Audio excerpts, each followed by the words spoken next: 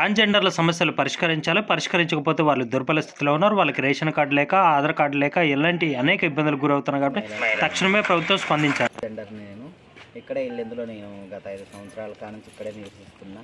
మాకంటూ ఏమీ ఒక ఇల్లులనంగా, ఓ రేషన్ కార్డులనంగా, గుర్తింపు కార్డులనంగా ఏమీ లేవు.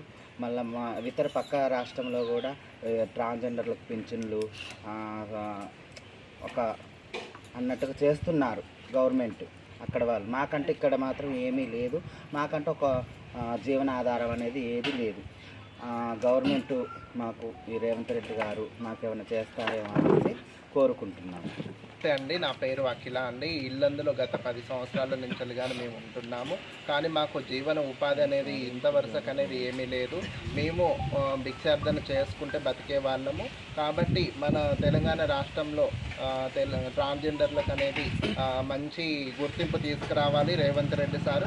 అలాగే మా ఇల్లందులో మాకనేది మేము బతకడానికి జీవన ఉపాధి కాదు, మాకు సొంత ఇల్లులు అనేది లేదండి. మేము భిక్షార్థన చేసుకుంటే ప్రతిరోజు మాకు పూట గడవడం జరుగుతుంది. కాబట్టి మాకు సొంత ఇల్లులు అనేది, మాకు పింఛన్లు అనేది, మాకు గుర్తింపు కార్డులు అనేది కానీ అన్ని కల్పించాలని అన్ని మీడియా ముఖంగా అందరికీ తెలియజేస్తుంది. నా పేరు హన్షిక.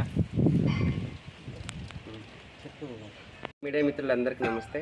నేను మీ సారయ్య అలియాస్ సారిక అంటున్నాను. ఎన్నో సంవత్సరాల నుంచి జీవన ఉపాధి కోసం షాపులు ఎమ్మడి తిరుగుకుంటూ, ఇల్లు ఎమ్మడి తిరుగుకుంటూ, రూపాయి, 10 రూపాయలు, 2 రూపాయలు, 5 రూపాయల నుంచి కూడా అడుక్కుంటూ ఇల్లెందులో జీవన ఉపాధి సాగిస్తూ బతికిన వాళ్ళు చాలామంది ఉన్నారు. గతంలో మనకి ఉసినమ్మని తెలుసు ఇల్లెందు మొత్తంలో, తను బేకింగ్ చేసుకుని తట్టుకునేది.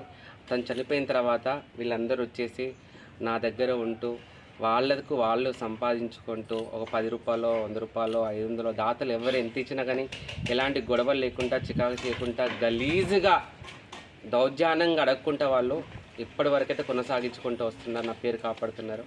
దయచేసి ముందుగా రేవంత్ రెడ్డి గారికి, సీఎం గారికి మా తరపు నుంచి ధన్యవాదాలు తెలియజేసుకుంటున్నా. మీరు ట్రాన్స్జెండర్ల గురించి ఆలోచించి, గొప్పగా ఆలోచించి, మీరు మాలాంటి వాళ్ళకి 10th ఉన్న వాళ్ళకే ఇస్తూ ఉన్నారు. 10th లేని వాళ్ళు కొన్ని వేల మంది, లక్షల మంది ఉన్నారు మా దాంట్లో. వాళ్ళకు జీవనోపాధి ఎలా ఉంటుంది కొంచెం మీరు ఆలోచించండి. ఇది హోంగార్డులు చేస్తూ ఉన్నారు కొంతమంది, కానీ 6th 7th అసలు చదవని వాళ్ళు కూడా చాలామంది ఉన్నారు. కనీసం ఏ గుళ్ళోలైనా, ఏదైనా ఆఫీస్లో అయినా ఊడ్చే పోస్ట్ అయినా వాళ్ళకి ఇచ్చినా కానీ హ్యాపీగా సంతోషంగా చేసుకుని బతుకుతారు. ఏంటంటే షాప్కి పోయేసి, పెళ్ళిళ్ళ కాడికి పోయేసి ఆడుకుంటారు. మేము ఆ దేవుడి కాడికి వాళ్ళ బాధతో వస్తే బొట్టు ఏది పెట్టే వాళ్ళకు కోరికలు అయిన తర్వాత వాళ్ళు ఏదైనా కానుకలు ఇస్తే ఆ కానుకలతో మేము బతుకుతాం. అంతే తప్ప మాకు వాళ్ళకు తేడా చాలా ఉంటుంది. మేము ఇళ్ళల్లో ఉంటాం, సొంత ఇంట్లో ఉంటాం, ఫ్యామిలీతో ఉంటాం, కలిసి ఉంటాం. కానీ ట్రాన్స్జెండర్ అనేవాళ్ళు ఫ్యామిలీతో అస్సలే ఉండరు, దూరంగా ఉండి ఒక గురువుని ఎంచుకొని ఆ గురువు అడుగుజాడలో బతుకుతూ జీవనం కొనసాగిస్తూ ఉంటారు. అలాంటి వాళ్ళ గురించి మన తెలంగాణ గవర్నమెంట్ పట్టించుకోవాలని కోరుకుంటున్నాం. కొన్ని రాష్ట్రాల్లో ట్రాన్స్జెండర్లకు ఇచ్చిన విలువ, మర్యాద మన తెలంగాణ రాష్ట్రంలో ఏ ఒక్కరు ఇవ్వట్లేరు. గత ప్రభుత్వం కాడ కూడా మేము పోయినాం, కొట్లాడినాం. ఒక 100 సార్లు పోవచ్చు కేసీఆర్ గారికి, ఒక్కరోజు కూడా మాకు అపార్ట్మెంట్ ఇవ్వలేదు, కలవలేదు, కనీసం మనం పట్టించుకోలేదు. ఇప్పుడు ఈ రోజుల్లో ఎలా అంటే మాకు కూడా ఓటింగ్ ఉంది, మేము కూడా ఓటేస్తేనే గెలుస్తారు. ఒక ఓటు ముఖ్యం, ఒక మనిషి గెలవాలంటే ఒక్క ఓటుతో గెలుస్తాం. అలాంటిది మాకు కూడా ఓటు హక్కులు ఇచ్చేళ్ళు అన్నీ అనుకున్నట్టు ఇచ్చి కనీసం మాకు బతుకు తెరువు లేకుండా చేస్తూ ఉన్నారు. ఈరోజు బెక్కింగ్ చేసి ఇచ్చిన వాళ్ళని కూడా కేసు పెట్టామని సెంట్రల్ గవర్నమెంట్ నిర్ణయం తీసుకుంది. ఈరోజు వీళ్ళ పరిస్థితి ఏంటి? వాళ్ళు తినే తిండి ఎలా?